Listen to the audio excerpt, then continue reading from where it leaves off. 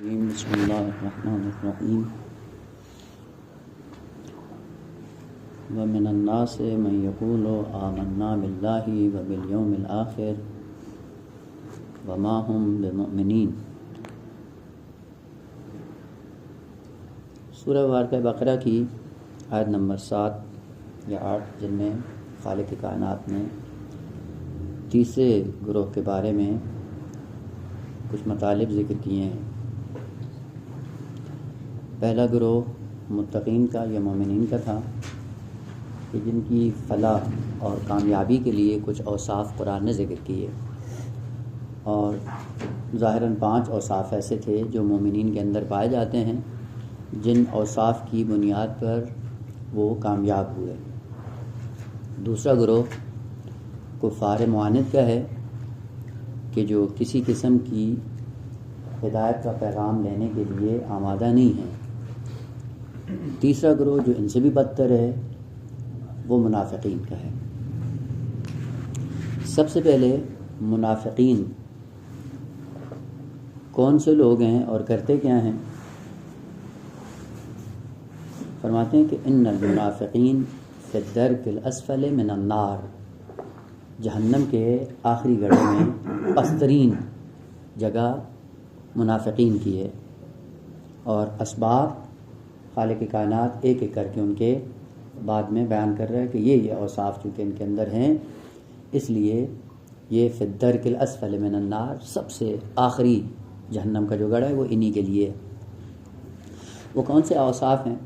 وہی 5 اوصاف جو مومنین کے لیے خدا نے ذکر کیے ان کی فلاح اور کامیابی کے لیے، وہی 5 اوصاف خالق کائنات نے ان سے سلب کیے ہیں۔ یعنی مومنین جو فلاح اور کامیابی کی منزل پہ فائز ہوئے ہیں ان کے اندر وہ اوصاف تھے، اور ان سے وہ سارے کے سارے اوصاف خالق کائنات نے سلب کیے ہیں۔ سورہ مبارکہ توبہ آیت نمبر 54، وما منعهم ان تقبل منهم نفقاتهم، کیا وجہ ہے کہ خالق کائنات ان کے صدقات کو قبول نہیں کرتا؟ یعنی جو بھی یہ خرچ کرتے ہیں مورد قبول حق نہیں ہے، کیا وجہ ہے؟ وما منعهم ان تقبل منهم نفقاتهم الا، اسباب ذکر کر رہے ہیں کہ پہلی وجہ یہ ہے کہ منافق جب کوئی دیتا ہے تو اندرون سے باطن کے اعتبار سے کیا ہے؟ کافر ہے۔ الا انہم کفروا باللہ وبرسولہ، توحید کا منکر ہے، رسالت کا بھی منکر ہے، اگرچہ اظہار کرتا ہے کہ میں مومن ہوں، میں مسلمان ہوں، اور رسول گرامی اسلام کو مانتا ہوں، زبان سے کہتا ہے لیکن دل سے کیا ہے؟ کافر ہے۔ بس اعتقادی دنیا میں جو مومنین کا وصف تھا کہ وہ واقعاً توحید اور رسالت پر ایمان رکھتے تھے، یہ ان کے مقابلے میں عقیدت کی دنیا میں کافر ہیں۔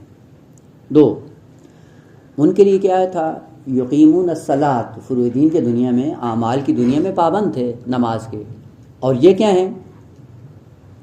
ولا یأتون الصلاۃ الا وہم کسالی، کہ یہ جب نماز پڑھتے ہیں ظاہر سی بات ہے زبان سے تو اپنے آپ کو مسلمان کہتے ہیں، اور کچھ اعمال جو انجام دیتے ہیں وہ بھی اس عنوان سے انجام دیتے ہیں کہ کچھ کہہ رہے ہوتے ہیں، ظاہر سی بات ہے اس کا بھرم رکھنے کے لیے نماز کی طرف آ جاتے ہیں، جماعت میں کھڑے ہو جاتے ہیں، لیکن جب نماز کی طرف آتے ہیں تو ان کی حالت کیا ہوتی ہے؟ وہ ہم کسالہ، سستی، کسل۔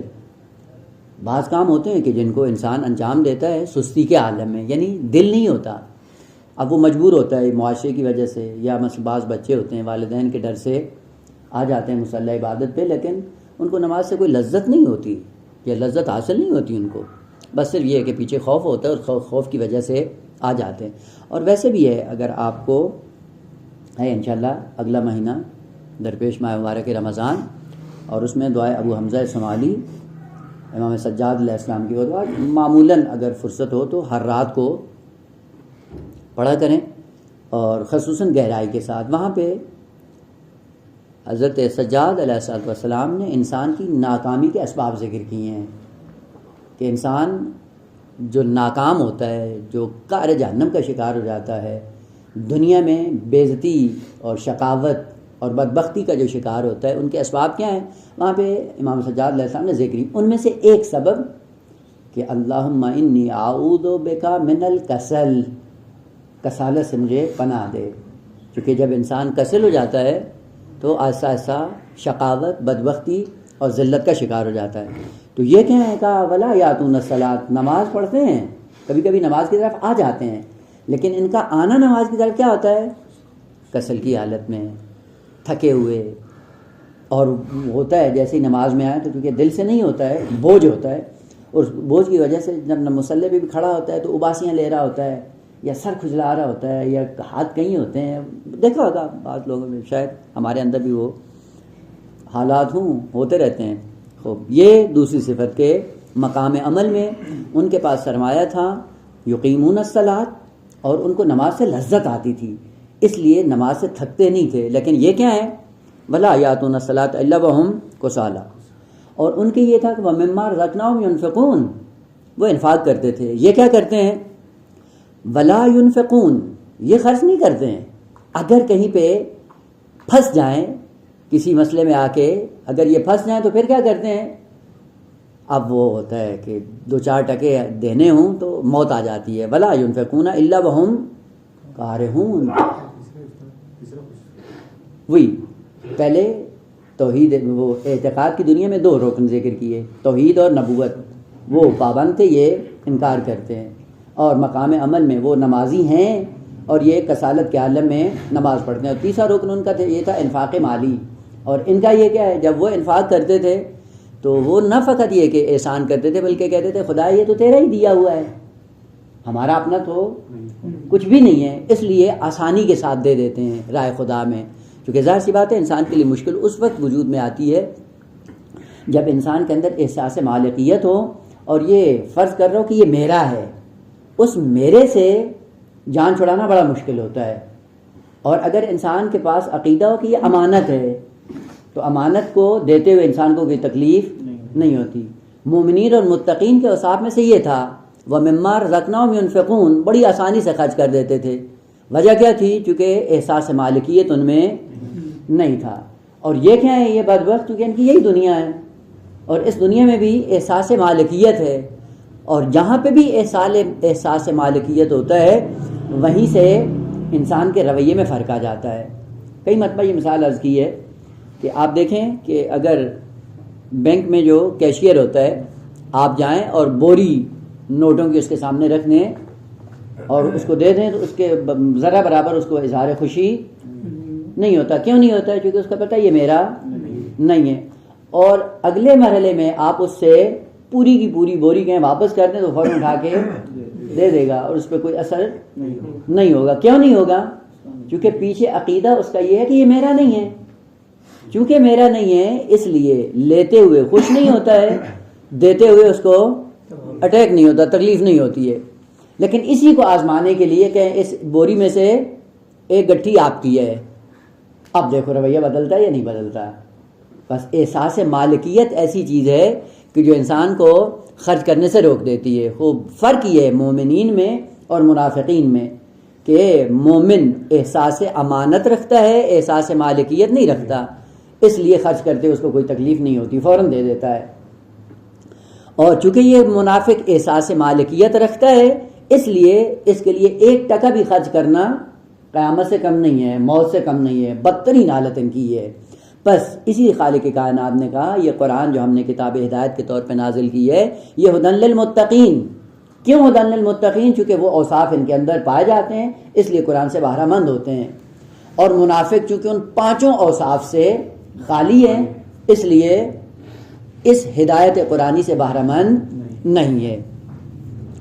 اگر مثال کے ذریعے عرض کرنا چاہیں تو دیکھیں خالق کائنات نے سورج جیسی نعمت بشریت کے لیے خلق کی جس کا کام کیا ہے؟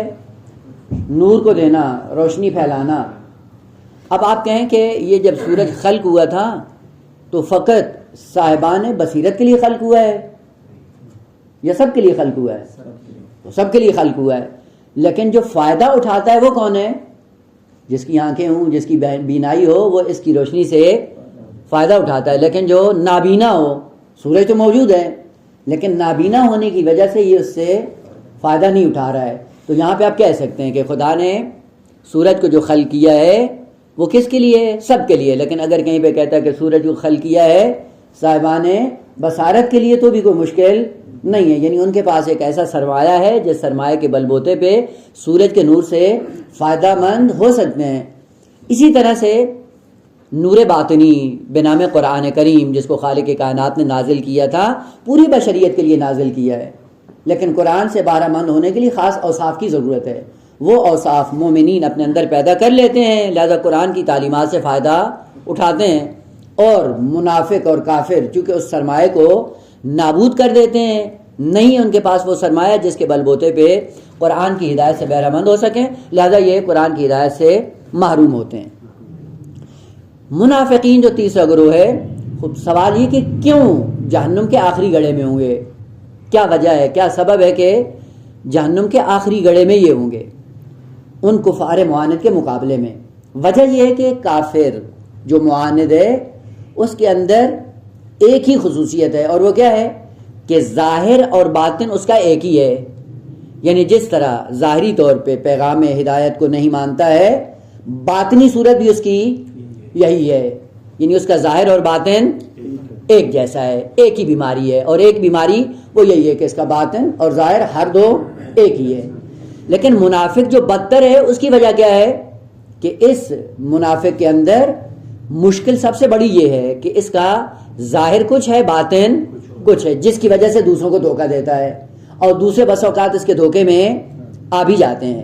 بس چونکہ اس کا ظاہر اور باطن آپس میں ہم آہنگ نہیں ہوتا، اور اس نا ہم آہنگی کی صورت میں کئی ایک اوصاف ذمیمہ اس کے اندر پیدا ہو جاتے ہیں. اس میں سے ایک کیا ہے؟ خدعہ، دوسرا فریب، تیسرا استہزاء، چوتھا سازشیں. ہمیشہ اسلام اور قرآن اور عقائد کے عنوان سے ہمیشہ اس صدد میں ہوتا ہے کہ کون سی پالیسی اپنائی جائے اور اسلام کی تعلیمات کو زمین بوس کیا جائے، اور کس میں رہ کے؟ لباس اسلام میں، اسلام کے لباس میں رہ کر اسلام کی جڑیں اکھاڑنے کے صدد میں ہوتا ہے. بس ان اوصاف کی وجہ سے اس کی حالت بدتر ہوتی ہے. اس ابتری کی وجہ سے خالق کائنات نے کہا کہ ان المنافقین فی الدرک الاسفل من النار.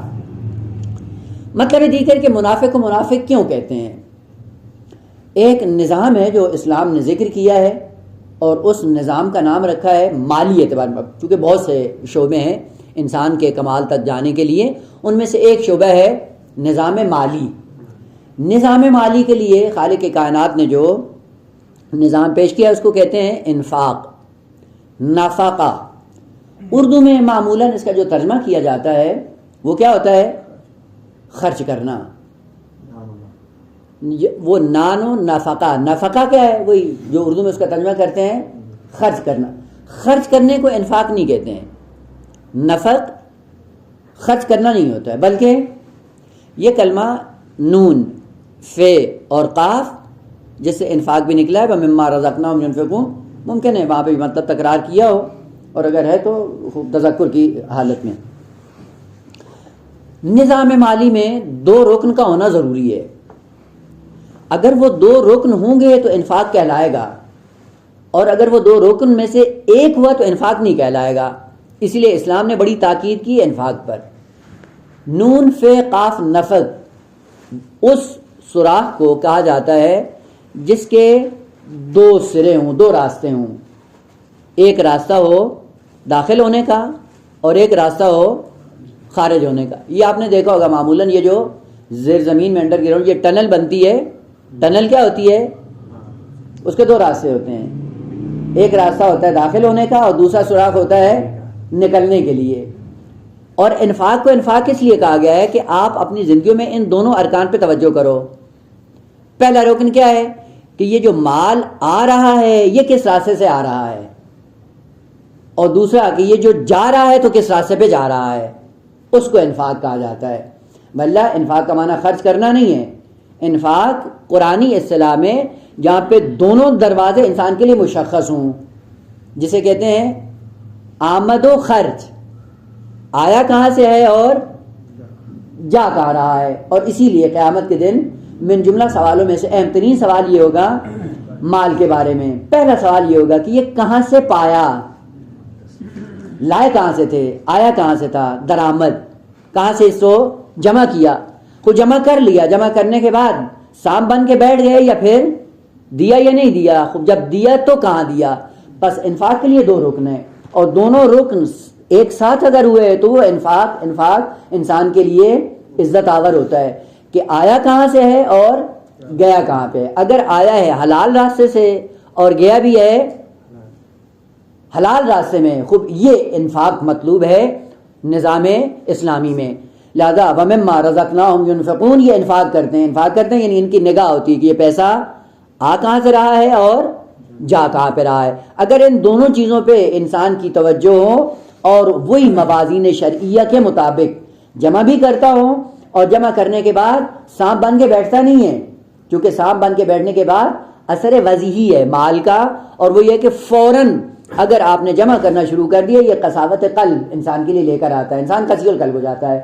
قسی القلب سے مراد یہ ہے کہ دہانہ قلب کا بند ہو جاتا ہے اور بند کرنے کے بعد خرچ کرنے کی صلاحیت انسان سے ختم ہو جاتی. اس لیے قساوت قلبی ہے. بعض چیزوں کے اندر آثار وضعی ہوتے ہیں. خدا سی بات ہے جو بھی انسان کام یا عمل انجام دیتا ہے، ایک ظاہری طور پہ عمل ہے اور دوسرا اس کا اثر ہے جو اس پر مترتب ہوتا ہے، جس کو آثار وضعیہ کہا جاتا ہے. شراب پیتا ہے آدمی، وہ شراب پینا ایک عمل ہے اور اثر وضعی اس کا کیا ہے کہ انسان کی عقل کو ظاہر کر دے گا، یہ اثر وضعی ہے. بس انفاق کی دنیا میں دو ارکان اہمیت کے عامل ہیں، آ کہاں سے رہا ہے اور جا کہاں پہ رہا ہے. اس لیے اس کو نفقہ کہا گیا ہے. اسی اولاد کا نفقہ ایک حد تک واجب ہے والدین پر، اور وہ مرد کیا ہے، اگر بچہ ہے مذکر تو حد بلوغ تک واجب ہے والدین پر. حد بلوغ کے بعد بیٹے کے اخراجات والدین پہ واجب نہیں ہیں. اسی لیے اسلام نے جو ترغیب دلائی ہے وہ یہ ہے کہ حد بلوغ تک بچے کو پہنچنے سے پہلے کیا کرو، اقتصادی مسائل میں ماہر کر دو، تاکہ جیسے ہی بالغ ہو آپ کا بوجھ ختم ہو اور یہ اپنے پاؤں پہ کھڑا ہو جائے. اور خاتون بچی بیٹی وہ کب تک ہے، جب تک وہ شوہر کے گھر میں نہ چلی جائے. جس دن شوہر کے گھر پہ چلی جائے گی اس کا بوجھ شوہر پہ پڑ جائے گا، اور جب تک والدین کے گھر میں ہے تب تک ان کے اخراجات یا جتنا بھی ہے وہ والدین کی گردن پہ ہے. پس نفقات میں یہ دیکھنا ہے کہ اگر یہ اولاد کو نفقہ دینا ہے تو سب سے پہلے دیکھنا ہے یہ کہاں سے آ رہا ہے. پہلے جمعوری کس راستے سے آیا ہے، کس راستے سے کمایا ہے، اور دوسرا کیا ہے جب خرچ کر رہے ہیں تو کس طرح سے خرچ کر رہے ہیں. اسی لیے کہا کہ روایت کے جملے الاقتصاد نصف المعیشہ. اقتصاد کا معنی کیا ہے جو ہمارے ذہنوں میں وہ کیا ہے، اقتصاد کا معنی یہ نہیں ہے کہ مالی مسائل کو جمع کرنا یا مالی مسائل کو اکٹھا کرنے کے لیے مہارت پیدا کرنا، نہ. اقتصاد کا معنی ہے اعتدال. اقتصاد یعنی اعتدال. سورہ لقمان میں ہے، جناب لقمان نے اپنے بیٹے کو نصیحت کی یا وصیت کی، کیا ہے، وَاقْصِدْ فِي مَشْيِكَ وَاغْضُضْ مِنْ صَوْتِكَ إِنَّ أَنْكَرَ الْأَصْوَاتِ لَصَوْتُ الْحَمِيرِ. وَاقْصِدْ اسی سے قاف صاد دال قصد، قصد یعنی اعتدال. وَاقْصِدْ فِي مَشْيِكَ اپنے چلنے میں اعتدال سے کام لو، نہ افراط ہو نہ تفرید ہو. اقتصاد کا معنی اعتدال ہے. اقتصاد کا معنی پیسہ جمع کرنا نہیں ہے. کا اقتصاد نصف المعیشہ، آدھی زندگی انسان کی اعتدال سے وجود میں آتی ہے. یعنی خرچ کرنے میں نہ اسراف ہو اور نہ ہی بخل ہو. اب وہ کیا کریں، اعتدال کیا ہے کہ آدھا بخل ہو اور آدھا اسراف ہو، نہ، یہ معنی غلط ہے. نہ اسراف ہو اور نہ ہی بخل ہو، یعنی دونوں بیماریاں ہیں. اسراف بھی بیماری ہے، بخل بھی بیماری ہے. وہ تیسرا راستہ ہے ان دونوں سے ہٹ کے. بل الامر بین الامرین یہ ہے کہ نہ بخل ہو اور نہ ہی اسراف ہو. خوب دیکھنے کے لیے یا خرچ کرنے سے پہلے دیکھیں ضرورت ہے یہاں پہ خرچ کرنے کی یا ضرورت نہیں ہے. کبھی ضرورت نہیں ہوتی، حد سے زیادہ خرچ کرتے ہیں، یہ بھی جائز نہیں ہے. اور جہاں ضرورت ہے وہاں پہ بھی خرچ نہ کرے، یہ کیا ہے، بخل. خوب دونوں نہیں ہونے چاہیے، نہ بخل ہو اور نہ ہی اسراف ہو. اقتصاد نصف المعیشہ ہے. اسی لیے آپ جا کر دیکھیں بعض لوگ ایسے ہیں جو خرچ کرنے کی دنیا میں کیا کرتے ہیں، جیسے ہی پیسہ آتا ہے لاؤ بالی بن کر پورا ہی اگلے دن ختم ہو جاتا ہے، پھر ہاتھ پہ ہاتھ رکھ کے بیٹھ جاتے ہیں. اب کیا کریں، اب پھر سورہ مبارکہ واقعہ پڑھنا شروع کر دیتے ہیں کہ شاید کل کو ملنا شروع ہو جائے. نا ایسا نہیں ہے، بلکہ الاقتصاد و نصف المعیشت، اپنے اخراجات درآمد کے مطابق معین کریں، منظم کریں اور اس کے بعد اپنی زندگی کو آگے بڑھائیں. پس انفاق میں پہلا رکن آنے کا راستہ معلوم ہو، جانے کا راستہ بھی معلوم ہو. اسی لیے اس ٹنل کو نفق کہا جاتا ہے کہ دو راستے ہیں. منافق کو منافق اس لیے کہتے ہیں کہ ہمیشہ اس کے دو رنگ ہوتے ہیں. ان دو رنگوں کی وجہ سے اپنے سامنے ہمیشہ دو راستے دیکھتا ہے. ظاہری طور پہ دیکھیں مسلمان ہے، باطنی طور پہ دیکھیں یہ کافر ہے، اور دونوں کے ساتھ اس کا رابطہ مستحکم ہے. مسلمانوں کے میں جب بیٹھتا ہے تو کہتا ہے ہم تو بھائی آپ کے ساتھ ہیں، اور جب کفار کے ساتھ بیٹھتے ہیں تو کہتے ہیں نہیں جی ہم تو مومنین کے ساتھ مذاق کرتے ہیں، وہ پاگل ہیں، وہ سادے ہیں، تو اس لیے ان کو تو کسی بات کی سمجھ نہیں آتی ہے، لہٰذا ہماری تو تمنا ہے آپ کے ساتھ ہیں. لہٰذا جب بھی ہوتا ہے کوئی ایسا گمگیر مسئلہ آ جائے تو وہاں پہ پھر خالق کائنات ان کی حالت کو برملا کر دیتا ہے. اسی لیے منافق کے لیے دو راستے ہوتے ہیں. ایک راستے کا نام ہوتا ہے نافقہ اور دوسرے راستے کا نام ہوتا ہے قاسیہ. اور یہ حقیقتاً یہ دو کلمے جو خالق کائنات نے چوہے کے لیے معین کیے ہیں. یہ صحرائی چوہا ہوتا ہے نا، صحرائی چوہا وہ جب اپنی بل بناتا ہے تو اس بل کے دو راستے ہوتے ہیں. جس راستے سے چوہا داخل ہوتا ہے اس راستے کو کہتے ہیں نافقہ، اور جس راستے سے وہ نکلتا ہے اس کو کہا جاتا ہے قاسیہ. قاف دو نقطوں والا صاد کے ساتھ عین.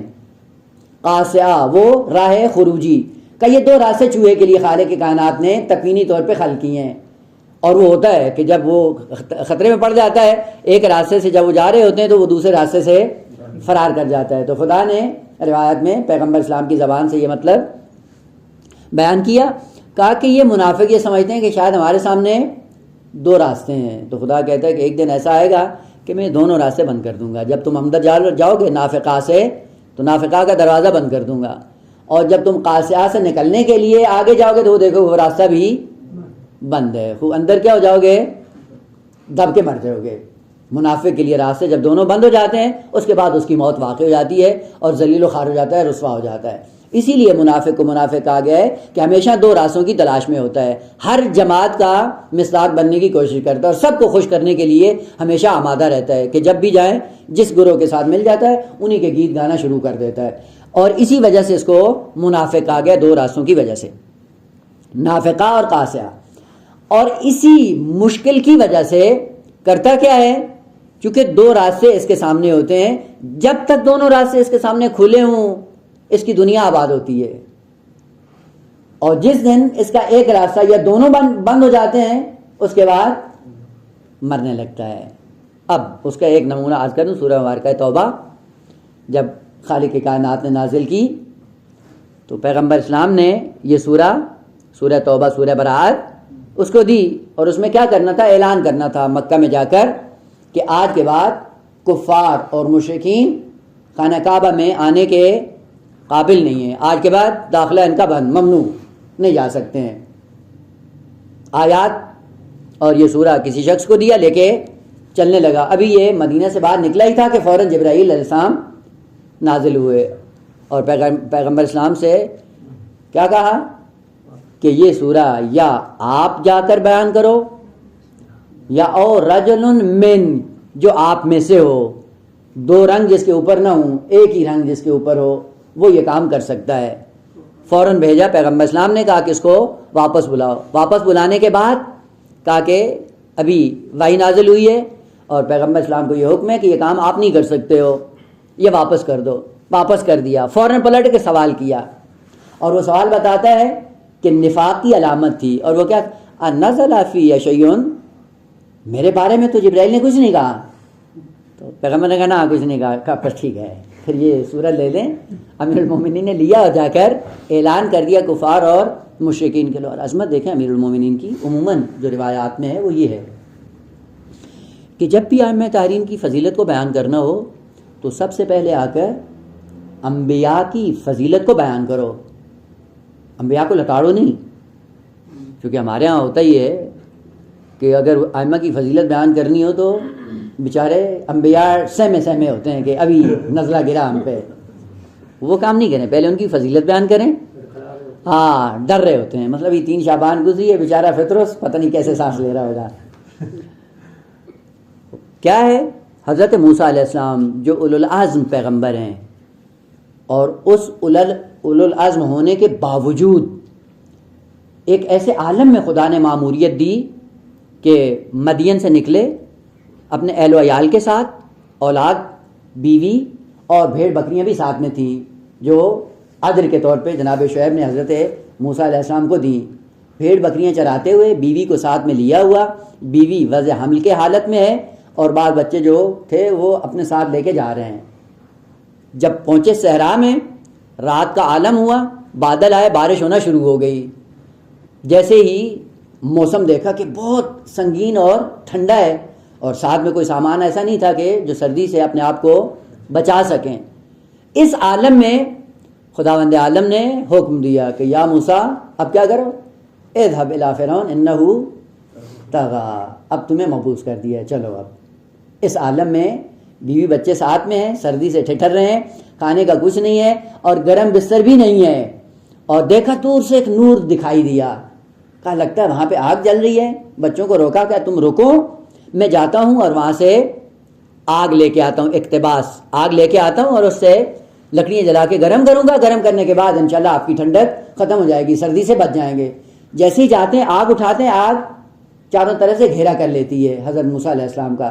جیسے ہی آگ بڑھاتے ہیں آگ چاروں طرف پھیل جاتی ہے اور پکڑ لیتی ہے حضرت موسیٰ علیہ السلام، اور راہ خروج نہیں ملتا. پریشان ہو جاتے ہیں کہ ہے کیا. اسی عالم میں وحی نازل ہوتی ہے کہ اذهب الی فرعون انہ طغی، اب ہم نے آپ کو مبعوث کر دیا، جاؤ اس کو. کہا خدا اس عالم میں وہ بیوی بچے وہاں پہ ہیں، سردی سے ٹھٹر رہے ہیں، اور میں آیا ہوں یہاں پہ آگ لینے کے لیے کہ سردی کا اہتمام کروں ان کے لیے، اور ابھی سے حکم دے دیا ہے کہ چلا جاؤ، میرے ہاتھ میں تو کچھ بھی نہیں ہے. تو کہا خالی ہاتھ جاؤں؟ کہا کیا چاہیے؟ ظاہر سی بات ہے بہت کچھ چاہیے. وہاں پہ خالق کائنات نے بہت کچھ دیا حضرت موسیٰ علیہ السلام کو. پہلی کیا چیز دی؟ وہاں پہ عصا دیا. کہا کہ تو خالی ہاتھ نہیں ہے، یہ کیا ہے؟ ماتل کا بے یمینے کا یا موسیٰ، کیا ہے تمہارے ہاتھ میں؟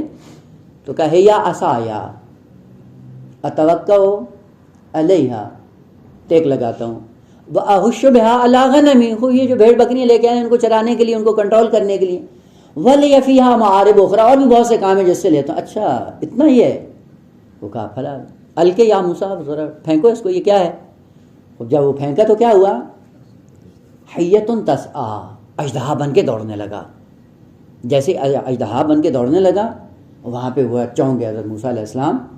وہاں پہ خطاب ہے کہ یا موسیٰ لا تخف، اب ڈرو نہیں، انی لا یخاف لدی المرسلون، مرسلین خوفزدہ نہیں ہوتے ہیں، ڈرو نہیں. ان سنعیدها سیرتها الاولی، پہلی حالت میں پلٹا دیں گے. وہ عصا ہے دیکھو، لیکن یہ ہے کیا؟ کہ یہ نہ کہو کہ یہ ہے، یہ وہ ہے، یہ فلاں ہے، یہ دھماکہ ہے. ادب یہ ہے جب خدا نے پوچھا یہ کیا ہے تو جواب دو یہ وہی ہے جو تو چاہتا ہے. یہ عصا نہیں ہے، یہ کیا ہے؟ یہ وہی چیز بنے گا جو آپ ارادہ کرو گے. ادب یہ ہے، تقاضا عبودیت یہ ہے، اور توحید کے عقیدے کا تقاضا یہ ہے کہ یہ نہ کہو کہ یہ عصا ہے، کہو خدا یہ وہی چیز ہے جو تو چاہتا ہے، جو تو چاہے گا وہ بن جائے گا. یہ لے لیا. اور کیا چاہیے؟ ید بیضا. اور ید بیضا کیا تھا؟ کلمہ قرآن نے جو استعمال کیا جیب ہے، جیب نہیں ہے اردو والا، جیب. جیب کیا تھا؟ کہ یہی ہاتھ اپنے بغل میں ڈالتے، اور بغل میں ڈالنے کے بعد جب یوں اس کو ظاہر کرتے تو اتنا نور نمودار ہوتا کہ سورج کی روشنی مان پڑ جاتی تھی. ابھی دیکھیں رات کو ستارے روشنی دیتے ہیں، چاند بھی روشنی دیتا ہے، لیکن جب سورج طلوع ہوتا ہے تو یہ ہوتا ہے نا، روشنی کہاں جاتی ہے؟ کیوں؟ چونکہ نور شدید آگے. ید بیضا کی خصوصیت یہ تھی کہ جب وہ ید بیضا نکالتے تھے تو سورج کی روشنی گم ہو جاتی تھی، اور وہ کتنا نور تولید ہوتا تھا حضرت موسیٰ علیہ السلام کے ہاتھ سے وہ خدا ہی جانتا ہے. وہ ید بیضا دے دیا. کہا اب جاؤ جا کے تبلیغ کرو. کہا خدایا ابھی بھی مشکل ہے، نہیں جا سکتا ہوں. کیا؟ ابھی مجھے شریک چاہیے، معاذ چاہیے، عضد چاہیے. اور عضد کیا ہے؟ یعنی مدد چاہیے مجھے. وہ کیا ہے؟ کہ ہارون کو میرے ساتھ روانہ کریں. کیوں بھائی؟ کہا کہ ایک مشکل یہ تھی کہ جب میں وہاں سے نکلا تھا تو ایک قبطی کو میں نے مارا تھا اور مر گیا تھا. ایک قبطی کو مارا تھا، اب خوف زدہ اس لیے کہ جاؤں تو کہیں مجھے قتل نہ کر دیں. تو کہا پھر کیا چاہیے؟ کہا ہارون دیں میرا بھائی جو اس مسئلے میں مقابلہ کر سکتا ہے کہ جب وہ میری تکذیب کرنے لگیں تو یہ میری تصدیق کرنے کے لیے وہاں پہ موجود ہو. یہ ساری چیزیں مانگنے کے بعد اب جب نکلے ہیں ہدایت کے لیے اب بھی لڑکھڑاتے ہوئے جا رہے ہیں. یہاں پہ تھا کہ جب امیر المومنین کو ضربت لگی آخری وقت میں امیر المومنین نے ارشاد فرمایا سلونی سلونی قبل ان تفقدونی. ساسا بن سوحان، سوحان ایک قبیلہ ہے عربوں کا، اس کے قبیلے کا آدمی ساسا بہت قریبی ترین صحابی امیر المومنین کا، جو امیر المومنین کے دفن میں شریک تھا. کسی اور کو حکم نہیں تھا، کسی کو اجازت نہیں تھی، لیکن اس ساسا بن سوحان کو اجازت تھی کہ امام حسنین کے ساتھ امیر المومنین کو دفن کرنے آیا ہے. اور جب امیر المومنین کو جناب حسنین نے دفن کر دیا، دفن کرنے کے بعد یہ قبر پہ بیٹھ کے صبح تک دھاڑے مار کے روتا رہا، اور ایک ہی جملہ اس کی زبان پہ تھا کہ عدالت آج کے بعد زیر خاک چلی گئی، عدالت دفن ہو گئی. اور یہی جملہ کرتے کرتے روتے روتے صبح نمودار ہو گئی اور ساسا وہیں پہ بیٹھ کے روتا رہا. ساسا بن سوحان آگے بڑھا اور امیر المومنین جب یہ اعلان کیا کہ سلونی سلونی قبل ان تفقدونی، وہاں پہ ساسا نے کئی ایک سوال کیے. تو امیر المومنین نے کہا کہ سوال کرو لیکن خففوا الاسئلتکم، سوال مختصر کرو، اگر سوال لمبے ہوئے تو فرصت نہیں ہے، میں اپنے حقیقی خالق سے ملنے والا ہوں، کم فرصت میں جلدی جلدی مختصر سوال کرو تاکہ جواب دوں. یہاں پہ ساسا بن سوحان نے کئی ایک سوال کیے. ان میں سے ایک یہ تھا کہ یا مولا مجھے بتائیں کہ آپ افضل ہیں یا آدم، آپ افضل ہیں یا حضرت نوح، آپ افضل ہیں یا حضرت، یہ تمام انبیاء کا مقایسہ کروایا وہاں پہ ساسا بن سوحان نے. مین جملہ کہ آپ افضل ہیں یا حضرت موسیٰ. کا اپنی زبان سے اپنی تعریف کرنا اچھا نہیں لگتا، میں ایک معیار بتا دیتا ہوں، فیصلہ تم خود کر لینا کہ کون افضل ہے. وہاں پہ امیر المومنین نے ارشاد فرمایا کہ حضرت موسیٰ کو خالق کائنات نے اتنے معجزے دیے، معجزے دینے کے بعد حکم یہ دیا کہ اذهب الى فرعون انه طغى، جاؤ تبلیغ کرو، میں نے مبعوث کر دیا ہے. لیکن بار بار چیزیں مانگ رہے تھے حضرت موسیٰ علیہ السلام، اور آخر میں گئے بھی نہیں جب تک کہ ہارون کا سہارا ان کو نہیں ملا. اور وجہ کیا تھی کہ ایک قبطی مارا تھا، اس کے خوف کی وجہ سے جا نہیں رہے ہیں جب تک کہ ہارون کا سہارا نہیں لیا. لیکن مجھے جب خالق کائنات کی طرف سے حکم ہوا اور پیغمبر اسلام نے کہا کہ یہ سورہ برات اٹھا لو اور مکہ میں چلے جاؤ، اور مکہ میں جانے کے بعد اعلان کر دو کہ آج کے بعد کوئی کافر اور مشرک بیت اللہ الحرام میں آنے کے قابل نہیں ہے. تو میں جب جانے لگا ایک قبطی نہیں، میں نے ہر خاندان سے کئی ایک سورما واصل جہنم کیے تھے. لیکن جب میں جانے لگا ہوں تو جیسے خدا نے کہا جاؤ چل پڑا، میں نے کسی کا سہارا نہیں لیا کہ کوئی میری مدد کرے، اور مدد کرنے کے نتیجے میں جاؤں اور جا کر اس پیغام خدا کو وہاں پہ ابلاغ کروں. خوب فیصلہ خود کر لو کہ کون افضل ہے. جاگا نہیں، یہ تو حقائق ہے نا، یہ تو ظاہر سی بات ہے. اب یہاں پہ ایسی توہین کا پہلو نہیں ہے، یہ مرتبہ بالاتر ہے امیر المومنین کا، اور واقعیت بھی تھی. اور یہی چیز امیر المومنین کے لیے مشکل کا سبب بھی بنی، یعنی چونکہ ہر قبیلے سے ہر خاندان سے امیر المومنین نے جتنے ان کے بڑے بڑے سورما تھے ان کو اسلام کی خاطر واصل جہنم کیا. اور ادھر سے ہر جنگ میں جتنے خواص تھے امیر المومنین کے صحابی وہ ایسا ایسا شہید ہوتے گئے، امیر المومنین تنہا رہ گئے. اور ہر قبیلے کا چونکہ مارا تھا، ہر قبیلے کا کینہ امیر المومنین کی نسبت بڑھتا گیا. وہ پیغمبر اسلام دنیا سے گئے، تنہا تھا امیر المومنین، اور اس تنہائی کے عالم میں معلوم تھا کہ خلافت نہیں ملنی ہے، کیونکہ حالات ایسے بن گئے تھے. قبائل کا کینہ، انصار کا نہ ہونا، اور تنہا کیا کرنا، خوب وہاں پہ معلوم تھا کہ امیر المومنین کو خلافت نہیں ملنے والی ہے. خیر، آج یہ کہہ رہے تھے کہ منافق کرتا کیا ہے، ہمیشہ دو راستوں کا متلاشی ہوتا ہے، اور جب دونوں راستے بند ہوتے ہیں تب ذلیل و خوار ہو جاتا ہے. اسی لیے اس منافق نے کیا کہا، انازل فی شیئن، کوئی چیز میرے بارے میں نازل ہوئی ہے؟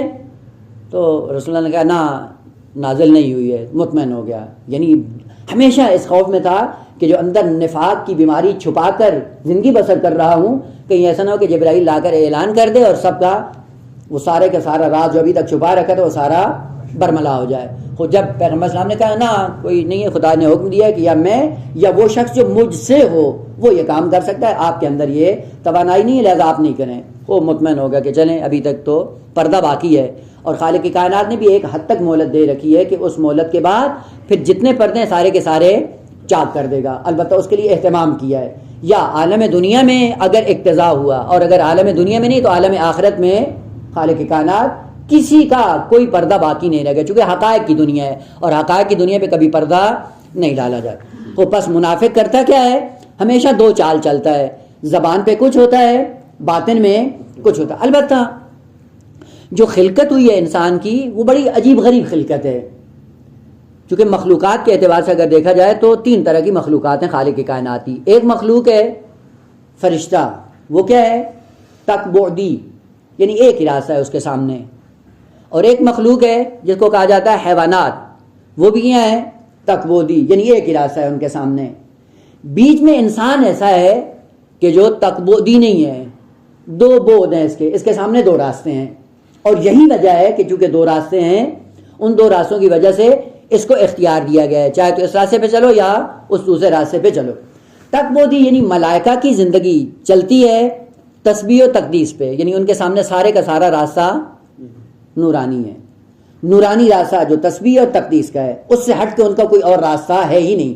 یعنی کوئی دوسرا راستہ نہیں ہے کہ جس کے لیے ان کو پھر اختیار دیا جائے، یا یہ اختیار کرو یا وہ اختیار. اس لیے قرآن میں بھی جب کہتے ہیں نحن نسبح بحمدک ونقدس لک، بس ان کا ایک ہی راستہ ہے، ہمیشہ تسبیح اور تقدیس ہے. اور ادھر سے حیوانات ہیں، ان کے لیے بھی ایک ہی راستہ ہے تکبودی، اور وہ کیا ہے؟ شہوت و غضب کا راستہ، شہوانی راستے حیوان کے سامنے ہے، غضب کے راستے فقط انسان کے سامنے، حیوان کے سامنے. حیوان کا بھی ایک ہی راستہ ہے، اور وہ کیا ہے؟ شہوت اور غضب ہے، بس اس کا بھی ایک ہی راستہ ہے. بیچ میں انسان ایسا ہے جس کے لیے 2 راستے ہیں، چاہے تو یہ فرشتوں کے راستے پہ چلے، تسبیح و تقدیس کا راستہ اپنا لے، چاہے تو شہوت و غضب کا راستہ چلے اور حیوانوں سے پستر ہو جائے. شہوت اور غضب یہ کیا ہے؟ یہ بھی انسان کی ذات نے، خداوند عالم نے حیوانی پہلو رکھا ہے اور تسبیح و تقدیس کا پہلو ملکوتی رکھا ہے. اور اس کے بعد انسان کو عقل دے کر اختیار دے دیا ہے کہ تم جس راستے پہ چلنا چاہو چل سکتے ہو. اگر حیوانی راستہ اپناتے ہو تو اس پہ چل سکتے ہو، اگر ملکوتی راستہ اپنا کر اس پہ گامزانہ ہوتے ہو تو وہ بھی آپ اختیار کر سکتے ہو. لیکن یہ ذہن میں رہے کہ مقام انسانیت ملکوتیت سے بھی بالاتر ہے. فرشتہ مقام انسانیت سے پائنتر ہے، مقام انسانیت بالاتر ہے. اسی لیے انسان جب راہ کمال پہ چلتا ہے تو ایسی منزل پہ جا کھڑا ہوتا ہے جہاں پہ ملائک آگے نہیں بڑھ سکتے ہیں، ملائک رک جاتے ہیں، انسان آگے بڑھ جاتا ہے. اور یہ آگے بڑھنا بتاتا ہے کہ انسان کے لیے فقط تسبیح اور تقدیس کا راستہ نہیں ہے، بلکہ اس سے بالاتر ایک منزل ہے، جس بالاتر منزل کا نام کیا ہے؟ مقام انسانیت. پس مقام انسانیت وہ ہے جو کمالات کی دنیا میں متصل ہے ذات احدیت کے ساتھ، جبکہ ملائک بھی مرتبہ اور کمال کے اعتبار سے مقام انسانیت سے پائنتر ہے. خود 2 راستے رکھیں اور 2 راستوں کے انتخاب کے لیے خالق کائنات نے ایک صلاحیت دی جس کا نام کیا ہے؟ عقل. اس عقل کے بل بوتے پہ یہ راستہ انتخاب کرے گا. اگر عقل اسیر ہوئی تو راستہ جو انتخاب کرے گا وہ شہوت و غضب کا ہے، یعنی راستہ حیوانی انتخاب کرے گا جب عقل اسیر ہو جائے. اور اگر عقل آزاد ہو تو ممکن ہی نہیں ہے کہ ملکوتی راستہ یہ انتخاب نہ کرے. پس راہ تقدیس و تسبیح کو مقدم کرنے کے لیے خالق کائنات نے عقل جیسی نعمت دی ہے. پس عقل وہ نعمت ہے جس کے ذریعے سے راستہ انتخاب کرنا ہے. اب راستہ انتخاب کرنے کے لیے اگر یہ عقل ہوئی آزاد تو آزاد باتیں کرتا ہے، اور اگر یہ اسیر ہو گئی تو پھر اسیری میں غلامی کی باتیں کرے گا. اپنی بات نہیں ہوتی، جو آپ نے دیکھا غلام کی اپنی بات نہیں ہوتی، جس کا غلام ہوتا ہے اسی کے گیت گاتا ہے. اور یہ ایسی بیماری ہے جب یہ قوموں میں بھی آ جائے، اسیر قومیں ہو جائیں، وہ جس مقام پہ بھی پہنچ جائیں غلامی ہوتی ہیں، وہ فکر غلامی کی ذہن سے جاتی نہیں ہے. اور یہی وجہ ہے آج بھی آپ دیکھیں کہ بعد جو غلام قومیں ہیں ان کے یہاں ارتقاء کی منزل نہیں ہے، کمالات کی طرف نہیں بڑھتے ہیں. کیوں؟ چونکہ ذہنی طور پہ غلام ہو چکے ہیں اور اس غلامی سے نکلنے کے لیے تیار نہیں ہیں، ان راستوں کو توڑنے کے لیے تیار نہیں ہے، غلامی کے عالم میں زندگی بسر کرتے ہیں. خوب یہ عقل جو خالق کائنات نے دی ہے یہ فقط اس لیے دی ہے کہ ان 2 راستوں میں سے اس راستے کا انتخاب کرو جو تمہارے کمال کے لیے مفید ثابت ہو. اور اگر یہ عقل اسیر ہو جائے تو پھر کیا کرتی ہے؟ تو پھر یہ راستہ حیوانی اپناتی ہے اور اسی کے اندر اپنی لذت کو محسوس کرتا ہے اور اسی راستے پہ چلنے کے بعد اپنے آپ کو انحطاط کا شکار کر لیتا ہے. لیکن یہاں پہ رک کر ایک نقطہ عرض کر دوں اور پھر انشاءاللہ بات کو آگے بڑھاتے ہیں. وہ یہ کہ عقل کئی موارد میں استعمال ہوتا ہے. عقل کبھی علم کی دنیا میں استعمال ہوتا ہے اور عقل کبھی اخلاقیات کی دنیا میں استعمال کیا جاتا ہے. اور چونکہ دائرہ ہر ایک کا الگ الگ ہے، وہ علوم جو علم محض ہیں جن میں فقط کام علمی ہے، ان علوم کو انتخاب کرنے کے لیے اگر اس توانائی کو استعمال کرتا ہے، اس عقل کو عقل علمی یا عقل نظری کہا جاتا ہے، یعنی جس کے ذریعے سے انسان علم حاصل کرتا ہے، یہ بھی عقل ہے. خوب، اس کا کام کیا ہوتا ہے؟ علم کی دنیا سے آپ کو مالا مال کرنا ہے. اس لیے دیوانہ کسی چیز کو کسب نہیں کر سکتا. کیوں؟ چونکہ وہ توانائی اس کے اندر نہیں ہوتی. بچہ ان علوم سے اپنے آپ کو مجاہد نہیں کر سکتا. کیوں؟ چونکہ ابھی عقل نے رشد نہیں کی ہے، لہذا علوم سے محروم ہے. اور جیسے جیسے بڑا ہوتا ہے دیوانگی سے آزاد ہوتا ہے، آہستہ آہستہ پھر علوم سے بہرہ مند ہوتا ہے اور آہستہ آہستہ اپنے آپ کو عالم بنا لیتا ہے. یہ بھی ایک عقل ہے کہ جس کا ہیتا اور دائرہ کار فقط علم کی دنیا ہے، معلومات کو اکٹھا کرنا ہے. معلومات بھی عقل کے سائے میں انسان کو میسر آتی ہیں. اور دوسرا یہ ہے کہ عقل علم اخلاق میں ہے. چونکہ علم اخلاق کا تعلق عمل انسانی سے ہے، اعمال کی دنیا میں ایک بہترین راستہ انتخاب کرنے کے لیے خالق کائنات نے عقل دی ہے. اس عقل کا استعمال کرتے ہوئے انسان حالت اعتدال میں رہتا ہے. پس اعتدال کا تعلق فقط علم اخلاق میں ہے. اخلاق ہمیں جو درس دیتا ہے اعتدال کا، یعنی افراط و تفریط سے بچنا ہے. یہ افراط و تفریط فقط مقام عمل میں ہے، فقط اخلاقیات کی دنیا میں ہے. چونکہ اخلاقیات کی دنیا میں کمالات کو معتدل حالت میں رکھا گیا ہے. افراط میں کمال نہیں ہے، تفریط میں بھی کمال نہیں ہے. اس حالت اعتدالی کو پانے کے لیے خالق کائنات نے عقل جیسی نعمت دی. وہ پھر کیا کریں؟ مثلا بعض موارد ہیں، ان موارد میں کیا کہتے ہیں؟ کہا جی عدالت سے کام لیں. عدالت سے کام لینے کا مطلب کیا ہے؟ یعنی مقام عمل سے اس وادی تفریط سے بھی پرہیز کریں اور وادی افراط سے بھی پرہیز کریں. خوب حالت اعتدالی کو اپنا کر آپ آگے بڑھیں. مثلا ابھی مثال دی کہ اگر مال آ جائے تو کیا کریں؟ اعتدال سے کام لیں. اعتدال کا مطلب کیا ہے؟ یعنی اس کے تین استعمال ہیں، ایک افراطی اور ایک تفریطی. خوب افراطی اور تفریطی استعمال سے بچنے کے لیے خالق کائنات نے علم اخلاق کے اندر انسان کو عقل جیسی نعمت دی ہے. اس عقل کا کام کیا ہے؟ مقام عمل میں انسان کو کمال تک لے جانا اس عقل عملی کا کام ہے. یہ عقل انسان کو حالت اعتدال میں باقی رکھتی ہے. پس آیا عقل اعتدال کا درس دیتی ہے؟ بلے. کہاں پہ؟ مقام عمل میں. لیکن علم کی دنیا میں اعتدال نہیں ہے، وہاں پہ جتنا حاصل کریں گے وہ کم ہے، لہذا وہاں پہ حل میں مزید کی ضرورت ہے. پس جہاں تک علوم کی بات ہے، علوم کو حاصل کرنے کی بات ہے، وہاں پہ حالت اعتدالی نہیں ہے. چونکہ فقط آشنائی ہے، فقط عقل نظری کا کام ہے، فقط علوم کو حاصل کرنا ہے. لیکن مقام عمل میں کیا کہا؟ اعتدال ہے. مثلا شہوت ہے، شہوت کو کیسے استعمال کریں؟ حالت اعتدال، افراط بھی نہ ہو، تفریط بھی نہ ہو. جو حالت اعتدالی ہوگی شہوت کی، اسی کو علم اخلاق میں کیا کہا گیا ہے؟ عفت. عفت کا معنی اعتدال ہے. کیا مطلب؟ یعنی شہوت کا معنی ہوتا ہے جذب کرنا کسی چیز کو. وہ بعض ہوتے ہیں کہ جن کے اندر یہ شہوت مر جاتی ہے، حالت تفریط کا شکار ہو جاتے ہیں، کچھ بھی نہیں کرتے ہیں. اور بعض کیا ہوتے ہیں؟ حالت افراط کا شکار ہو جاتے ہیں، ہر چیز بٹورتے ہیں، حلال حرام جتنی ہے جو بھی ملے بس اکٹھی کرو. یہ کیا ہے؟ یہ بھی انسان کے لیے نقصان دہ. کیا کرو؟ کہ جتنی مقدار میں آپ کو ضرورت ہے حلال راستے سے اتنا ہی بٹورو، کسب کرو. یہ کیا ہے؟ حالت اعتدالی. بس عقل کے کئی استعمال ہیں. ایک عقل کا کام کیا ہے؟ علوم کی دنیا میں، اور دوسرا عقل کا کام کیا ہے؟ اعمال کی دنیا میں. اعمال کی دنیا میں اعتدال کا تصور پیش کیا گیا. اسی لیے جب تعریف کی روایات کے اندر تو کیا کہا؟ العقل ما عبد بہ الرحمن واکتسب بہ الجنان. یہ اخلاقیات کا پہلو ہے. مقام عمل میں عقل سے یہ کام لینا ہے. لیکن یہ عقل جب اسیر ہو جائے، جب اسیر ہو جاتی ہے تو پھر کیا ہے؟ پھر وہیں سے انسان مقام انسانیت سے گرنا شروع ہو جاتا ہے. اور وہ کیسے اسیر ہوتی ہے؟ اسیر یہ ہوتی ہے کہ شہوات بھی رکھی ہیں خدا نے، غضب بھی رکھا ہے انسان، یعنی حیوانی پہلو بھی انسان کے اندر موجود ہے. اور جب یہ حیوانی پہلو اس پہ غالب آ جاتا ہے، عقل اسیر ہو جاتی ہے.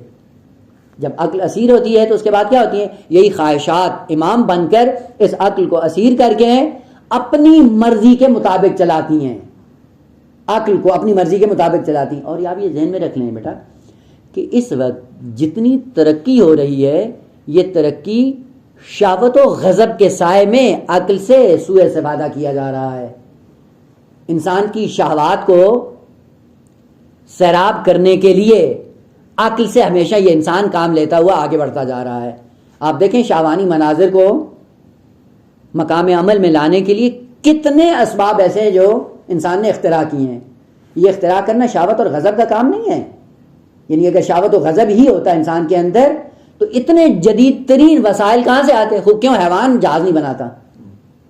چونکہ حیوان کے اندر عقل نہیں. خود کیوں یہ انسان کی تباہی کے لیے وسائل بن رہے ہیں؟ یہیں سے پتہ چلتا ہے کہ عقل انسانی اسیر ہو چکی ہے. شہوت اور غضب کے ہاتھوں ایٹم بم کی ایجاد ہوتی ہے انسان کی تباہی کے لیے. اور یہ ساری ترقی جو ہو رہی ہے اس کی پیچھے وجہ کیا ہے؟ پیچھے امام اور حاکم شہوت اور غضب ہے، عقل کو اسیر کیا ہوا ہے. اور عقل اسیر ہو کر کیا کرتی ہے؟ انہی کی خواہشات کو پورا کرنے کے لیے میدان عمل میں اتر جاتی ہے. اگر بہترین مثال اس کی عرض کریں تو یہ ہے، یہی ایشیا سے بر صغیر سے پاکستان یا ہندوستان یا ایران یا دوسرے ممالک جتنے بھی ہیں، یہاں پہ جتنے بھی پڑھے لکھے لوگ ہوتے ہیں یہ کیا ہوتے ہیں؟ فوراً بھاگتے ہیں یورپ کی طرف، اور یورپ والے ان کو اسیر کر لیتے ہیں. اسیر کرنے کے بعد کرتے کیا ہیں؟ کھوپڑی ان کی ہوتی ہے اور عیاشی ان کی ہوتی ہے. عیاشی ان سے وہ لیتے ہیں، یعنی اپنی آسائشات کو تامین کرنے کے لیے کھوپڑی ان کی استعمال کر کے ان کو غلام بنا کر وہ چند ٹکے دے دیے اور اس کے بعد گدھے کی طرح ان سے کام لیتے ہیں. یہ اسیر ہو جاتے ہیں ان کے ہاتھوں. وہ عقل جب اسیر ہو جاتی ہے شہوت اور غضب کے ہاتھوں تو پھر شہوت اور غضب اپنی پیاس بجھانے کے لیے عقل کو استعمال کرتی ہیں، اور پھر عقل استعمال ہو کر ان کے لیے شہوانی مناظر آئے دن نئے سے نیا منظر ایجاد کرتے ہیں، اور جدید ٹیکنالوجی کے سائے میں شہوات کے مناظر بڑھتے چلے جاتے ہیں. یہاں سے پتہ چلتا ہے کہ اس وقت کا انسان جو اس جھانسے میں ہے کہ شاید ہم بڑی ترقی کر رہے ہیں، اور ترقی پذیر نہیں ہے، بلکہ عقل کو اسیر کر کے تم نے شہوانی اور غضب کے مناظر تم نے ارتقاء کی طرف بڑھانا شروع کر دیے ہیں. پر جب عقل اسیر ہوتی ہے تو شہوات اور غضب کے مناظر اپنے ارتقاء کو جا پہنچتے ہیں. لیکن برعکس جب شہوت اور غضب عقل کے ہاتھوں اسیر ہو جاتی ہے اور امام اور حاکم ان کا عقل ہوتا ہے، اس صورت میں کیا ہوتا ہے؟ شہوت اور غضب، شہوت عفت بن کر ظاہر ہوتی ہے اور غضب شجاعت بن کر ظاہر ہوتی ہے. یعنی اس صورت میں اگر عقل کے ہاتھوں یہ اسیر ہو جائیں تو شہوت بھی کمال بن جاتی ہے، غضب بھی کمال بن جاتا ہے. شہوت کیسے کمال بنتی ہے کہ عقل اس کو جہاں پہ اعتدال میں رکھ کر استعمال کرتا ہے، کیا بن جاتا ہے؟ عفیف. انسان عفیف بن جاتا ہے. کیوں؟ عقل کے سائے میں. اور غضب جس کو خداوند عالم نے ایک حیوانی صفت کے طور پہ رکھا تھا، جب غضب عقل کے سائے میں استعمال ہوتی ہے تو وہی شجاعت بن جاتی ہے، اور شجاعت کمال بن کر انسان کی دنیا میں ظاہر ہوتی ہے. اب آ کر دیکھیں کہ اس دنیا کے اندر عقل ایسی ہے جو تمام شہوات پر غالب آ کر تسبیح و تقدیس کا سفر کر رہی ہے، یا نا وہ شہوتیں ہی ہیں جو عقل کو اسیر کر کے اس دنیا کو تباہی کی طرف لے کے جا رہی ہیں. تو یہیں سے پتہ چلتا ہے کہ اس وقت معاشرہ اگر آپ گہرائی کے ساتھ جا کر دیکھیں تو ایک حیوانی معاشرہ ہے. البتہ بعض کیا ہیں؟ حیوان مہذب سدھائے ہوئے انسان. آپ نے دیکھا ہے نا، بعض جانور ہوتے ہیں، عموماً جانور وحشی ہوتے ہیں، وحشی جانور کو سدھانے کی ضرورت ہوتی ہے بھائی وہ حملہ ور ہو جاتا ہے. جب آپ اس کو تھوڑا سا رام کر لیتے ہیں، رام کرنے کے بعد کیا ہے؟ اب وہ خاص ڈگر پہ چلتا ہے، یعنی نقصان نہیں پہنچاتا، لیکن وہ انسان نہیں ہوتا کیا ہے؟ حیوانی ہوتا ہے. وحشی حیوان کو اگر آپ رام کر لیں تو وہ انسان نہیں بن جاتا ہے، بلکہ کیا ہے؟ ایک مہذب حیوان ہے، یعنی تھوڑا سا اپنی حد کے اندر رہتا ہے. اور عموماً یہ کہتے ہیں کہ یورپ کا معاشرہ بڑا انسانی معاشرہ ہے. نہیں، مہذب حیوانی معاشرہ ہے. اب اس میں تہذیب جو آئی ہے، اعتدال جو آیا ہے، اعتدال آنے کی وجہ سے انسان نہیں بنے ہیں. اب بھی کیا ہے؟ حیوانی ہے، لیکن کیا ہے؟ مہذب حیوان ہے، یعنی اپنی حدیں پہچانتے ہیں، درندگی زیادہ نہیں کرتے ہیں حیوان کی طرح. وحشی حیوان جب سدھا لیا جاتا ہے تو اس کا مطلب یہ نہیں کہ انسان بن جاتا ہے. اور افسوس یہ ہے کہ ہم بھی یہی کام کرتے ہیں کہ جب وہ ان کو تھوڑا سا سدھا لیتے ہیں تو ہم ویسے بھی تو عقل کے سامنے زندگی بسر نہیں کرتے ہیں، نتیجہ کیا ہوتا ہے سمجھتے ہیں کہ شاید یہ بہت بڑے کمال پہ جا پہنچے. نہ ایسا نہیں ہے، اب بھی وحشی ہیں. یہ وحشی حیوان جو سدایا جاتا ہے تو اس کا کیا ہوتا ہے، یعنی اس کے نقصان کو کنٹرول کیا جاتا ہے کہ زیادہ نقصان نہ پہنچائے. البتہ جب کہا جاتا ہے کہ وحشی، عرض کیا تھا شاید 1-2 جلسے پہلے عرض کیا تھا کہ مشکل انسان کی یہ ہے کہ جب بھی کوئی کلمہ سنتا ہے فوراً اس کا مصداق ذہن میں بیٹھ جاتا ہے، اور وہی مصداق معنی بن جاتا ہے کہ اس کا معنی انسان کے ذہن میں نہیں آتا. من جملہ جب کہتے ہیں کہ وحشی ہے، جانور ہے، وحشی کا معنی ذہن میں کیا آتا ہے؟ مفترس. وحشت کس کو کہتے ہیں؟ اب یہ مصداق بنا ہوا ہے ذہن میں. کس کا؟ انس کا تضاد ضد انس. آسن خوب پڑھا ہوا ہے. اس لیے وحشی کا معنی کرتے ہیں، کبھی کہتے ہیں جانور، اور کبھی کہتے ہیں خوف، کبھی کہتے ہیں داش. یہ سارے وہ مصادیق ہیں جو ذہن میں آ کر بیٹھ گئے ہیں، وإلا اصلی معنی اس کا نہیں ہے. وإلا اگر اس کا معنی ہو جانور تو کیا ہے؟ العلم وحشی، علم کیا ہے؟ جانور ہے. یا جب مر جائے آدمی، مرنے کے بعد پہلی رات ہو تو کیا پڑھو؟ نماز وحشت. نماز وحشت کیا ہے؟ جانور کی نماز. نا یہی مشکل ہے کہ ہم جب کلمات کو استعمال کرتے ہیں تو مشکل وجود میں آتی ہے. وحشت کا معنی ہے تنہائی، تنہائی میں انسان کو خوف آتا ہے، وہ لوازم المعنی ہے. اور اس کے مقابلے میں کلمہ کیا ہے؟ انس. وحشت اور انس. انس میں انس کو انس کیوں کہتے ہیں؟ کہ جس سے مانوس ہو جاتے ہیں وہ آپ کے خوف کو دور کر دیتا ہے. اندھیرے میں کہیں زیر زمین جانا پڑے، کوئی چیز پڑی تو کہتے ہیں جائیں لے آئیں، کہتے ہیں نہیں وحشت ہے. بھائی نہیں، تنہا ہے، تنہا میں نہیں جا سکتا ہوں. پھر کسی کو ساتھ میں لیتے ہیں، پھر چلے جاتے ہیں. ابھی بچے بھی ہیں، بعض گھروں میں ڈرتے رہتے ہیں. وحشت کا معنی تنہائی ہے. بعض چیزیں ایسی ہیں جو تنہا زندگی بسر کرتی ہیں، اور وہ کون ہے؟ وہ جانور ہیں. جانور کو وحشی اس لیے کہا جاتا ہے کہ وہ تنہا زندگی گزارتا ہے، اس کی اجتماعی زندگی نہیں ہے، انس ہی نہیں ہے اس کے اندر. اس لیے آپ جا کر دیکھیں، جانور جب اپنے بچے پیدا کرتا ہے ایک زمانے تک بچہ اس کے ساتھ ہوتا ہے، لیکن ایک زمانے کے بعد اب ماں اور بچے کا کوئی آپس میں ارتباط نہیں ہوتا، چونکہ زندگی تنہا ہے. تنہائی زندگی کے لیے خالق کائنات نے ان کو خلق کیا. پس وحشت کا معنی تنہائی ہے. اور نماز وحشت بھی اس لیے نماز وحشت کہلاتی ہے کہ اب یہ ہے تنہا جا رہا ہے اور تنہائی سے خوف زدہ ہوگا. اس کی تنہائی کو ختم کرنے کے لیے جو زندہ ہیں ان سے کہا جاتا ہے کہ ایک ہدیہ بھیجو، جس ہدیے کے سائے میں اس کی تنہائی ختم ہو جائے. پس نماز وحشت خوف زدہ نہیں ہے. اسی لیے پھر سوال بھی کرنے، جی مومن جب جاتا ہے دنیا سے تو اس کے لیے بھی نماز وحشت ہوتی ہے، یعنی وہ بھی ڈرتا ہے. وہ پہلا معنی یعنی ذہن میں غلط ڈالا، وہ کیا ہے؟ ڈر. اور اس کے بعد پھر سوال کہ مومن بھی ڈرتا ہے. وہ پہلے معنی غلط کیا ہے، پھر مومن کے بارے میں سوال کے پاس سوال ہی غلط ہے. وحشت کا معنی ہے تنہائی، جو تنہا زندگی بسر کر رہا ہے، اب اس کے ساتھ کوئی اور سہارا نہیں ہے. وہ مومن چاہے اس کو بھی سہارے کی ضرورت ہے، غیر مومن چاہے اس کو بھی سہارے کی ضرورت ہے. ہر دو کے لیے آداب ہر ایک کے اپنے اپنے ہیں. بس العلم وحشی، علم کیا ہے؟ وحشی ہے، تنہا ہے. تنہا کا مطلب کیا ہے؟ یعنی اگر آپ نے اس کو اپنی ذات سے مانوس کیا تو آپ کی ذات کے ساتھ رہے گا، اور اگر مانوس نہ کیا تو پھر کیا ہوگا؟ وہ چلا جائے گا.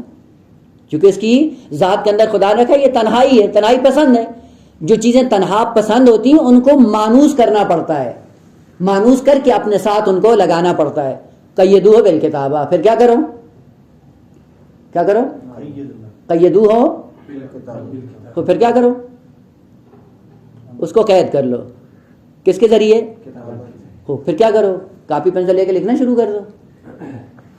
اب یہ وہی مشکلات ہیں کہ معانی جب ذہن میں ڈالتے ہیں ان معانی کی وجہ سے غلط مصادیق بٹھا کر پھر غلط معنی. یہی آج جو کاپیوں پہ آپ لکھ رہے ہیں 10 سال بعد اٹھا کر دیکھیں گے اپنے آپ پہ افسوس کریں، یہ میں نے لکھا تھا، یہ کیسے ہو گیا؟ علم کو کیسے آپ نے وہ قید کیا ہے؟ وہ لفظ سے پہلا مطلب کہ علم کی تنہائی کا پتہ نہیں، اور قیدوا بالکتابت کا پتہ نہیں ہے. کتابت کا معنی لکھنا نہیں ہے، لکھنا ایک مصداق ہے. کتابت کا معنی جمعاوری ہے. کاتب جو جمع کرتا ہے اس کو کہتے ہیں کاتب، جمعاوری ہے. کہ یہ علم تنہا ہے. اور تنہا کیا مطلب؟ یعنی اس کا آپ کے نفس کے ساتھ کوئی رابطہ نہیں ہے. قیدوہ بالکتابہ، جمعاوری کے ذریعے اس کو مقید کر لو، یعنی اپنے نفس کی صفت بنا لو، اپنے نفس کے اندر اس کو بٹھا لو، جمع کر لو. اور نفس کے اندر بیٹھتے کیسا ہے؟ کیسے بیٹھتا ہے؟ نفس کے اندر یہ علم کیسے بیٹھے گا کہ اس کو نفس کی صفت بناؤ، اور صفت کیسے بنتا ہے؟ عمل کے سائے میں. اگر عمل کیا علم کے مطابق تو علم کی جمع آوری ہے، علم وحشت سے نکل آئے گا، علم آپ کے ساتھ مانوس ہو جائے گا اور پھر آپ کے ساتھ رہے گا. اگر عمل کے ذریعے آپ نے اس کو جمع کر لیا تو پھر آپ کی ذات کا یہ حصہ بن گیا ہے، مانوس ہو گیا آپ کی ذات کے ساتھ. جب مانوس ہوگا تو کیا ہوگا؟ جہاں آپ جاؤ گے یہ آپ کے ساتھ ساتھ رہے گا، ہے نا. بعض جانور انسان جب ان کو وحشی ہوتے ہیں نا، تنہا، جب مانوس کرتے ہیں تو کیا کرتے ہیں؟ آپ جہاں جاتے ہیں آپ کے پیچھے پیچھے آ جاتا ہے. تو علم بھی ایسے ہی عزیزان، علم تنہا ہے. اگر آپ نے اس کو اپنی نفس کی صفت بنا لیا آپ کے ساتھ مانوس ہو جائے گا، پھر آپ جہاں بھی جائیں گے علم آپ کے ساتھ ہوگا. اور اگر مانوس نہیں کیا تو پھر کیا ہوگا؟ آپ جب جائیں گے وہ اپنا راستہ اپنا لے گا، آپ اپنا راستہ اپنا لیں گے. اب قرآن نے کیا کہا؟ منکم من یرد الی ارذل العمر لکی لا یعلم من بعد علم شیئا. آپ میں سے بعض ایسے ہیں کہ جو عمر کے آخری حصے میں جا پہنچتے ہیں، موت کے منہ میں پہنچ جاتے ہیں. جیسے ہی موت کے منہ میں جاتے ہیں تو اس کے بعد ہوتا کیا ہے؟ زندگی بھر علم حاصل کرتے رہے. جیسے موت آئی اور انسان منتقل ہوا، یہ تنہا جا رہا ہے، علم نے ساتھ چھوڑ دیا. لکی لا یعلم من بعد علم شیئا. علم حاصل کرنے کے باوجود تنہا جا رہا ہے، بغیر علم کے جا رہا ہے، جاہل جا رہا ہے. کیوں جاہل جا رہا ہے؟ اس لیے کہ یہ علم نفس کی صفت نہیں بنا، یہ علم مانوس نہیں ہوا ہے، صفت نفسانی نہیں بنا ہے. اگر صفت نفسانی ہوتا تو یہ علم آپ کا ساتھ نہیں چھوڑتا، آپ کے ساتھ جاتا. جس طرح دنیا میں عالم ہے، مرنے کے بعد بھی عالم ہو کر آپ پہنچتے عالم آخرت میں. وہ کتنے ایسے لوگ ہیں کہ جو دنیا میں علم حاصل کرتے رہے، جیسے ہی موت کا جھٹکا لگا علم نے ساتھ چھوڑ دیا. کیوں ساتھ چھوڑ دیا؟ کیونکہ العلم واشی تنہا ہے، اور واشی کو مانوس کرنے کی ضرورت ہے. اور مانوس کرنے کا ایک ذریعہ کیا ہے؟ عمل ہے. بس وہ علم آپ کے ساتھ مانوس ہے جس کے مطابق آپ نے عمل کیا ہے، وہ علم آپ کے ساتھ رہے گا. اور جس کے مطابق عمل نہیں کیا ہے، موت کے پہلے جھٹکے سے ہی وہ علم الگ ہو جائے گا، جدا ہو جائے گا. اور کیا ہوگا؟ یہی انسان جاہل، اور جاہل ہو کر اس دنیا سے منتقل ہو جائے گا. تو جو جاہل منتقل ہو رہا ہے، معشور جب ہوگا تو پھر آیت اللہ العظمہ ہوگا، پھر جاہل ہی معشور ہوگا. اس لیے روایت میں ہے کہ من حفظ من امتی 40 حدیثا، اگر میری امت میں سے بعض لوگوں نے 40 حدیثوں کو حفظ کر لیا، محفوظ کر لیا، تو پھر کیا ہے؟ حشرہ اللہ یوم القیامت فقیہا عالما. اگر 40 روایات کو آپ نے حفظ کیا تو قیامت کے دن فقیہ اور عالم بن کر محشور ہوں گے.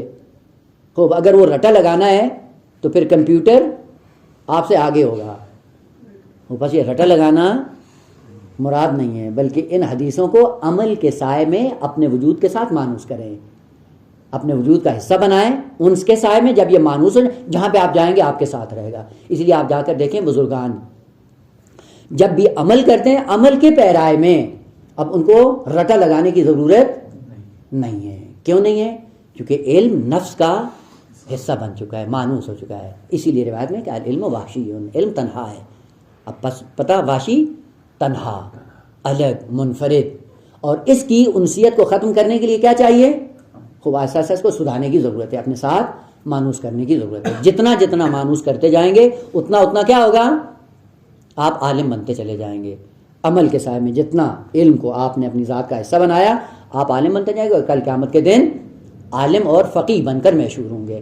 لہذا آج اس عالم میں رہتے ہوئے کرنا کیا ہے؟ اس عقل کے سائے میں ان کمالات کو اپنی ذات کا حصہ بنانا ہے.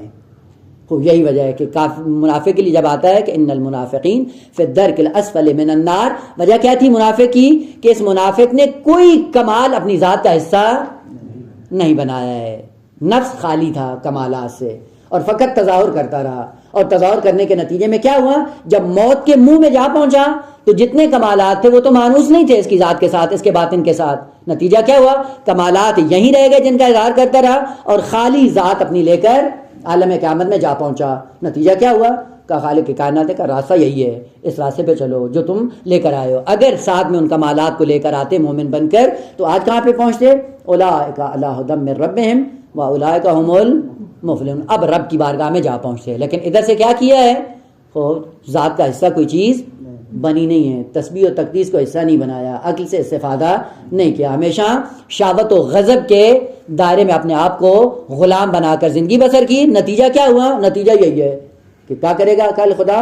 خوب پہنچو جہاں پہ جہاں کا تمہارا اپنا تقاضا تھا، جس کو اپنے ساتھ لے کر آئے ہو۔ بس انسان بیچ میں ایک ایسی مخلوق ہے کہ جس کے سامنے دو راستے ہیں، دونوں راستوں کو اپنانے کے لیے خالق کائنات نے عقل جیسی نعمت دی، اور عقل کے دو مرتبے یا دو مرحلے ذکر کیے، ایک عقل مقام علم میں اور دوسری عقل مقام عمل میں، اخلاقیات میں۔ ان کے مطابق اگر آپ کی عقل آزاد ہوئی تو آپ کیا ہیں؟ ملک سے بالاتر ہیں۔ ملکوت ایک حد تک ہے، آپ ملکوت سے بالاتر ہیں۔ اسی لیے خالق کائنات نے حضرت ابراہیم علیہ السلام کے لیے جب ارشاد فرمایا تو کیا کہا؟ وَكَذَلِكَ نُرِي إِبْرَاهِيمَ مَلَكُوتَ السَّمَاوَاتِ وَالْأَرْضِ، دکھائیں گے، یعنی آپ بالاتر ہو، جو آپ کو دکھائی جا رہی وہ آپ سے پوائنٹر ہے، نیچے ہے، یعنی ملکوت نیچے رہ گیا، حضرت ابراہیم بالاتر پہنچ گئے۔ بس مقام انسانیت وہ ہے، اگر عقل کے سائے میں انسان اس کو طے کرتا ہے تو پھر عالم ملکوت سے بالاتر ہو جاتا ہے، فرشتوں سے بالاتر ہو جاتا ہے۔ اسی لیے انسان کے سامنے جو راستے رکھے ہیں خالق کائنات نے کئی ایک ہیں، موٹے موٹے ان میں سے 3 ہیں، حیوانیت، 2 ملکوتیت اور 3 انسانیت۔ انسانیت وہ کمال ہے جو بالاتر ہے، مقام ملکوت سے بھی بالاتر ہے مقام انسانی، لیکن وہاں پہ جانے کے لیے خدا نے عقل دی۔ اب عقل کو کیا کرنا ہے؟ یہاں پہ منافق کیا کرتا ہے؟ منافق اس عقل کو اسیر بنا لیتا ہے اپنی خواہشات کے لیے، اور اپنے نفس کو مسلط کر دیتا ہے عقل کے اوپر، عقل اس کے ہاتھوں اسیر ہو جاتی ہے، اور پھر ساری زندگی جب منافق کی گزرتی ہے کس سائے میں ہوتی ہے؟ شہوات کے اندر۔ عقل اسیر ہوتی ہے، شہوات غالب آ جاتی ہیں، جب شہوات غالب آتی ہیں تو ظاہر سی بات ہے یہ ایک وحشی درندہ بن کر تنہا کھڑا ہوتا ہے، اور ایسی تنہائی کہ جس پہ حیوان بھی شرما جاتے ہیں، کہ حیوان کی ایک حد ہوتی ہے، اس سے آگے نہیں بڑھتا۔ اور یہ منافق وہ ہے جو عقل کو اسیر کر کے ایسا تنہا ہوتا ہے کہ اس تنہائی میں بھی اپنی مثال آپ بن جاتا ہے، کہ حتیٰ حیوانوں کو بھی شرمانا شروع کر دیتا ہے۔ یہاں سے یہ کہ عقل جب اسیر ہوتی ہے تو کس کے ہاتھوں اسیر ہوتی ہے؟ کہ نفس کے ہاتھوں اسیر ہوتی ہے۔ اور یہ نفس کی اصطلاح بھی تھوڑی سی وہ ہے، باریک بینی کے ساتھ اس کو دیکھنے کی ضرورت ہے، کیونکہ نفس کے اطلاقات بہت زیادہ ہیں۔ وہ نفس کون سا ہے کہ جس کے ہاتھوں عقل اسیر ہو جاتی ہے؟ وہ نفس حیوانی ہوتا ہے، جس نفس کے اندر فقط 2 خصوصیات ہیں، شہوت اور غضب۔ اسی لیے نفس کے جب مراتب ذکر کیے خالق کائنات نے تو قرآن نے 5 مرتبے ذکر کیے نفس کے۔ اب انشاءاللہ جیسے ہی بات آگے بڑھے گی ان میں سے ایک ایک کی طرف اشارہ کریں گے تاکہ پتہ چلے کہ نفس کبھی مقدس ہوتا ہے، اور نفس کبھی یہی نفس ہی ہے، لیکن ایسا ذلیل ترین مصداق اس کا بن جاتا ہے اور کبھی ترین مصداق بن جاتا ہے جو انسان کے لیے ذلت آور ہوتا ہے۔ اب وہ کون سا اس کا مرتبہ یا کون سی حالت ہے کہ انشاءاللہ جیسے وہ مراتب ذکر ہوں گے وہاں پہ پتہ چل جائے گا کہ وہ عقل جس نفس کے ہاتھوں اسیر ہوتی ہے اس نفس کا نام نفس امارہ ہے، کہ جو مذمت کا آخری پہلو ہے نفس کے لیے، یا نفس مضطربہ ہوتا ہے، یہ بھی ذلت کا ایک مصداق ہے، یا نفس کیا ہوتا ہے؟ نفس مسولہ، یہ تیسری ذلت کی علامت ہے اس کے لیے۔ یہاں سے پھر آہستہ آہستہ انسان جب متوجہ ہوتا ہے اور اس زندان سے باہر نکلتا ہے اور اس ذلت سے باہر آتا ہے، وہاں سے پھر نفس کے مراتب کمالی شروع ہوتے ہیں۔ اسی لیے یہاں معرفت نفس یہ باب بہت عمیق باب ہے، اور معرفت نفس کی دنیا میں جو بھی اس نفس کی خصوصیات سے آگاہ ہے آپ ان کی جا کر زندگیاں دیکھیں کہ ان کی زندگیاں کتنی پاکیزہ ہیں۔ بس بہت زیادہ ضرورت ہے نفس انسانی کو پہچاننے کی، اور اس کے بعد پتہ چلے کہ کافر کہاں پہ کھڑا ہے، منافق کہاں پہ کھڑا ہے، اور مومن اور متقی کہاں پہ کھڑا ہے۔ اس لیے خالق کائنات نے کہا منافق کیا ہے؟ وَمِنَ النَّاسِ، لوگوں میں سے بعض ایسے ہیں جو کیا کہتے ہیں؟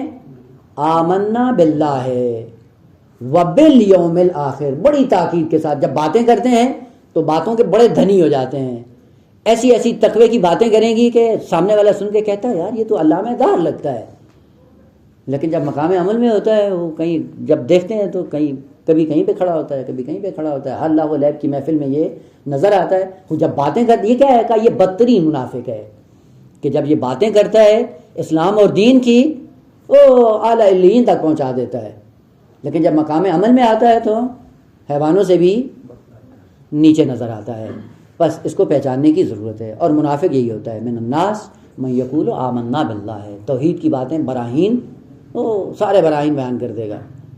وبالیوم الآخر، معاد شناسی کی ادلہ ایسی پیش کرے گا لگتا ہے کہ اس نے آنکھوں سے دیکھی ہے، لیکن کیا ہے، وما ہم بمؤمنین، کا ذرہ برابر بھی ایمان ان کے اندر نہیں آیا. البتہ حقیقت ابھی جاری ہے کہ ایمان کی حقیقت کیا ہے، اور ان کا یہ ادعا کیا ہے، آمنا باللہ ہے وبالیوم الآخر. با کا تکرار کیوں ہوا ہے؟ تاکید کے لیے. یعنی جب یہ بات کرتے ہیں تو بات اتنی مستحکم انداز میں کرتے ہیں کہ سامنے والے کے جتنے شکوک و شبہات ہیں وہ سارے دور ہو جاتے ہیں. لیکن یہ کہاں پہ کھڑا ہوتا ہے؟ وہ یہ بل ہم عدل کا مصداق بن جاتا ہے. کرتے کیا ہیں؟ ایک ایک کر کے، یخادعون اللہ والذین آمنوا وما یخدعون الا انفسهم کے بعض کا سلسلہ جاری ہے، بعد میں بات کریں گے. الحمدللہ رب العالمین.